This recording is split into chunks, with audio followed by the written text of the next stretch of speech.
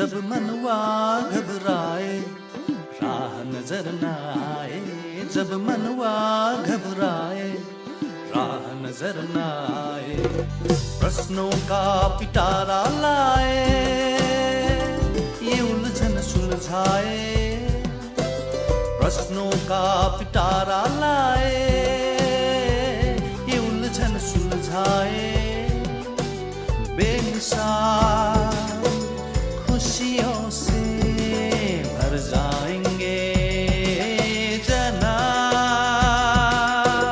अच्छे सवाल सच्चे जवाब। मेरा नाम स्वपन रुद्र, मैं दुर्गापुर से हूँ। मेरा जो प्रॉब्लम है ये रिलेशनशिप रिलेटेड है। ये रिलेशनशिप में बहुत सारे कोशिश के बगैर भी ये ठीक नहीं दिखता है, ठीक होता नहीं है। तो इस जो प्रॉब्लम है इसको एक मिसिंग डायमेंशन भी कह सकते हैं, क्योंकि रिलेशनशिप जिस पर होता है वो है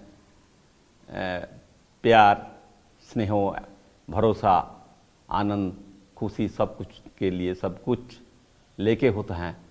लेकिन कहाँ क्या शॉर्टेज है, वो कहाँ ये मिसिंग डायमेंशन जो है ये, तो ये कैसे इसको रिकवरी करे, कैसे इसको सुधार करे, घर घर में हल ठीक हो जाए, यही मेरा सवाल है। एक और सवाल जो बहुत अच्छा है और समय के हिसाब से अनुकूल है, रिलेशंस, हमारे रिलेशंस बेहतर कैसे हो?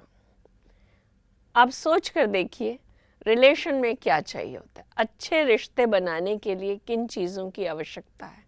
आप अपने साथ पहले अपने से सवाल पूछिए कि मुझे क्या पसंद आता है। मुझे प्रेम चाहिए? तो कहते हैं हाँ भाई, प्रेम से तो कोई नमक से रोटी खिलाए तो भी मंजूर है। तो रिश्ते में कौन सी चीज़ की ज़रूरत है?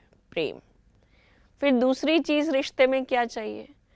रिश्ते में चाहिए अंडरस्टैंडिंग, हम उसको समझने का प्रयास करें, सामने वाले को समझने की कोशिश करें। हम कई बार ये प्रयास करते हैं कि मुझे भी तो समझा जाए, लेकिन अगर मैं सामने वाले को समझने का प्रयास करती हूँ तो ऑटोमेटिक मुझे सामने वाला भी समझता है। पहले मैं प्रयास करूँ। तो अंडरस्टैंडिंग लेवल चाहिए होता है रिश्ते में। रिश्ते में तीसरी चीज़ चाहिए, रिश्ता बनता ही है एक तो प्रेम, दूसरी चीज़ नॉलेज, समझ के आधार से। नॉलेज को प्रकाश भी कहा जाता है, तो कहा जाता है अंधकार से प्रकाश की ओर ले चलो। तो अंधकार से प्रकाश माना क्या है? कि मेरे अंदर अंडरस्टैंडिंग लेवल हो, मेरे अंदर शुद्ध भाव हो, नॉलेज के आधार से, बुद्धिमत्ता के आधार से, और यूं कहूँ विवेक के आधार से हम सामने वाले को समझने का प्रयास करें। और तीसरी चीज़ रिश्ते में चाहिए शक्ति। शक्ति होती है, हम उसको सामने वाले को भी शक्ति दें। कहते हैं 1 और 1 11 होता है। पहले के ज़माने में माता पिता अपने बच्चों के लिए कहा करते थे कि बेटा तो मेरी शक्ति है, मेरी भुजा है, तो पावर माना जाता था। ऐसे ही रिश्ता मीन्स जहाँ एक दूसरे को हम संबल प्रदान करते हैं, जहाँ एक दूसरे को हम शक्ति प्रदान करते हैं। अगर आप शक्ति देते हो, आप समझ के आधार से उससे व्यवहार में आते हो, आप प्रेम देते हो नहीं सकता रिश्ता अच्छा ना बने। समस्या तब बनती है रिश्तों में जब हम एक्सपेक्ट करना शुरू करते हैं देने की बजाय। मुझे पूछा गया या नहीं पूछा गया, मुझे तो इसने पूछा नहीं, मैंने तो सामने वाले को घर आए तो चाय भी पिलाई थी, नाश्ता भी कराया था, लेकिन मुझे तो, मैं कभी गई तो मुझे तो पूछा भी नहीं। अरे मैं कोई 2 रुपए की, 5 रुपए की, 10 रुपए की चाय पीने थोड़ी गई थी। हम तो प्रेम से आदान प्रदान करने के लिए गए थे। हम छोटी छोटी बातों में नापे तो ले नहीं कि मैंने ये दिया, मुझे वापस क्या मिला। नहीं, आप देने वाले बन जाइए। प्रेम में कभी सौदे नहीं होते, रिश्तों में सौदे नहीं चाहिए।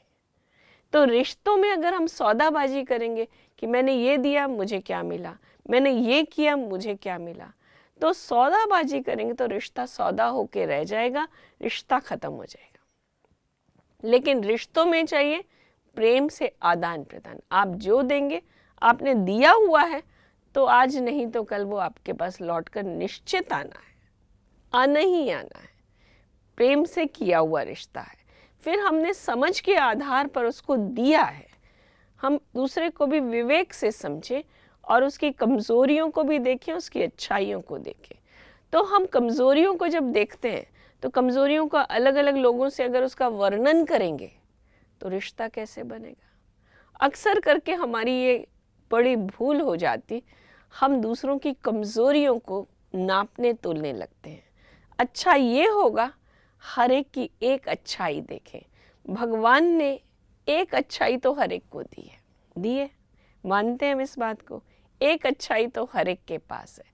अगर मैंने उसको अच्छाई दी, उसकी अच्छाई देखी, उसका चिंतन वर्णन किया तो अच्छाई आप में भी आ जाएगी। और वो वातावरण में आप उसकी चर्चा करते हैं तो वातावरण वैसा अनुकूल बनता तो सामने वाले को भी अच्छा लगता है। तो अच्छाई को देखिए। तो राजस्थान में एक कहावत है, हींग लगे ना फिटकरी, रंग चोखो को चोखो। मैंने लगाया क्या, एक अच्छाई तो देखी।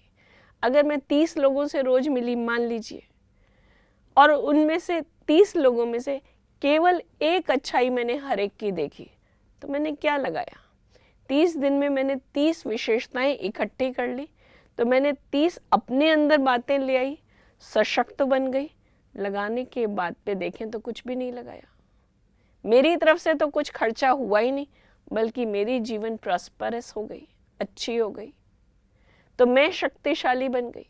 तो दूसरे के अवगुण को हमें नहीं देखना है, लेकिन उनके गुणों को देखकर अपने जीवन को भी भरपूर करना, औरों को भी देना है। गुण देखने और गुणों का दान करना है, ये दान महादान है।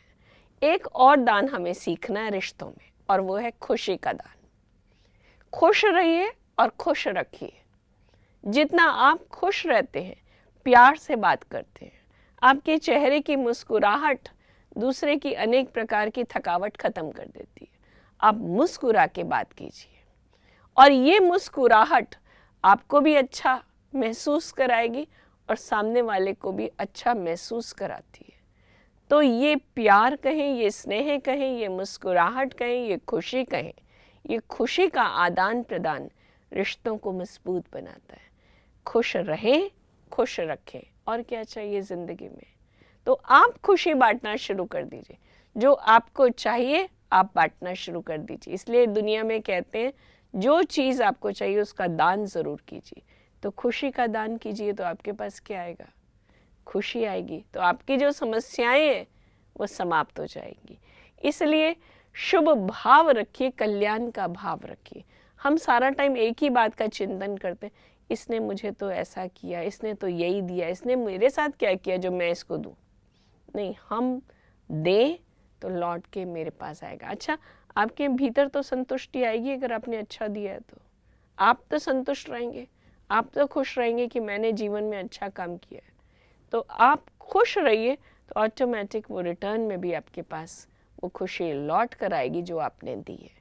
तो आपकी समस्याएं भी समाप्त होंगी, तो रिश्ते मजबूत प्रगाढ़ बन जाएंगे।